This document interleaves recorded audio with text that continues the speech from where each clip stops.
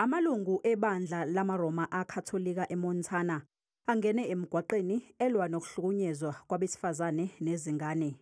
Today is a Good Friday.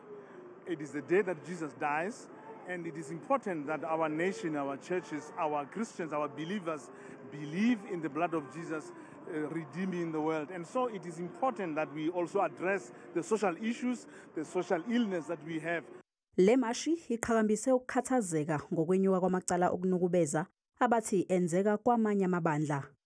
Lokhu kulandela ukuhoxiswa kwamacala abebhekene nomfundisi uTimothy Omothoso. A church must be a gathering where people are able to gather and have time to communicate with God Almighty.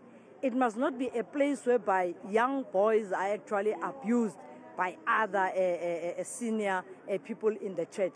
Abaholi bezenkolo bathi kumele bajeze abantu abasuke benze lamacala. Every church is called to address the abuse. Every church must say no to abuse, no to violence, and no to any form of injustice. We have to stand against that. And Jesus stood against any abuses that he found within his own society. Kunxuswe ukuthi bonke asebeke baba izisulu zokuhlukumezeka ezinkonzweni bawabike lamacala.